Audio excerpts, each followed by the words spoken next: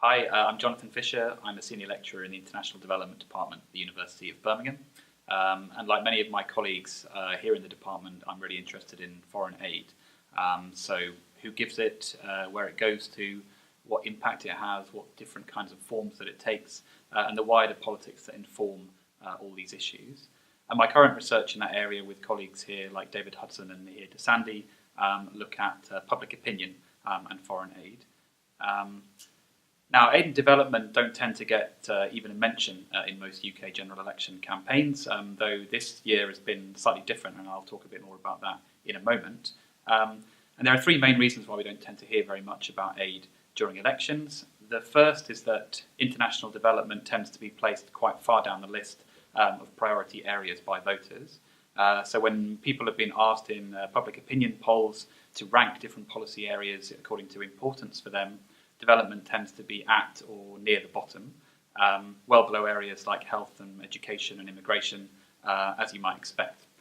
So it's not really an issue which most people tend to base their vote on. Secondly, while most people tend to have very strong views on aid and development, those views also tend to be pretty firmly entrenched, difficult to move.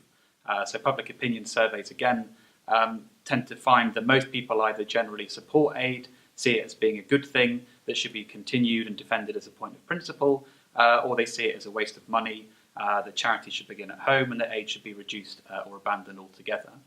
And we find that it's very difficult to move people away from one of those positions, particularly because it tends to speak to a deeper set of values than just whether aid works or not. So politicians tend not to make it a central election issue in the UK. There's a third dynamic, though, in Britain, and that's that the political reality is that UK aid is basically an area where there's a general consensus across the main political parties, with the exception of UKIP, which argued for the abolition of the Department for International Development in its 2015 manifesto, and has recently been arguing for an 80% reduction of aid during the election campaign. But putting UKIP aside, following David Cameron's election as Conservative leader in 2005 and his attempt to detoxify the party, as some people put it, and you can read more about that in my colleague Danielle Beswick's work, we see the Conservatives, Labour, Liberal Democrats, Green and SNP all virtually agreed on the main contours of the UK development architecture, which is maintaining an independent Department for International Development and committing to spend at least 0.7% of UK GNI on aid every year, honouring a UN target from the 1970s, which was passed into UK law in 2015 by the coalition government. It seemed, though, that this year it was going to be slightly different, and we were going to be hearing a little bit more about international development during the election campaign. So days after she announced plans for the snap election, Theresa May refused to commit to continuing to honour the 0.7% target when she was asked by parliamentarians in the House of Commons. She simply said that that's what we're doing at the moment, leaving room open for potentially changing that if the Conservatives won the election, and that was something that Downing Street later repeated. And this set off a flurry of speculation, which even people like Bill Gates contributed to, that the Conservatives might be preparing to actually ditch the 0.7% target that they'd only recently put into law to adopt a more hard-headed approach to aid and development in the post-Brexit era, and perhaps hoping to shore up support on the right wing of the Conservative Party and maybe win over some UKIP voters as well. A couple of days later, though, Theresa May clarified to reporters that, in fact, the commitment to the target would actually remain in the Conservative manifesto, but that, quote, what we need to do is to look at how that money is spent.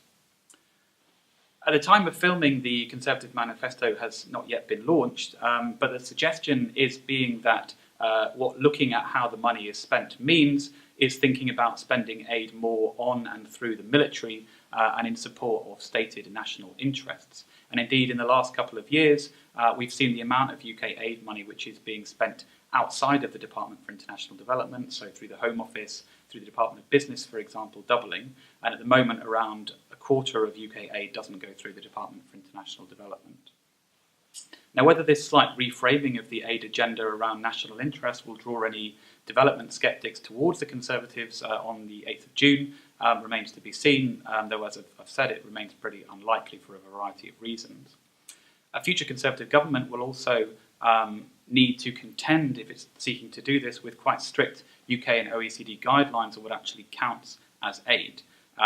The 2002 International Development Act mandates that all aid should be spent contributing to a reduction in poverty, and that's something which a future Conservative government, which hopes to reframe what aid means, will have to contend with.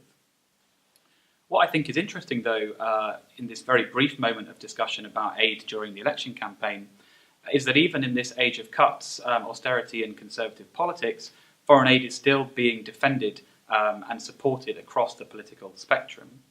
Now, certainly the Conservatives and Labour frame development priorities in different ways. Labour's manifesto, which has just been launched, focuses on economic inequality, on the refugee crisis and on workers' rights.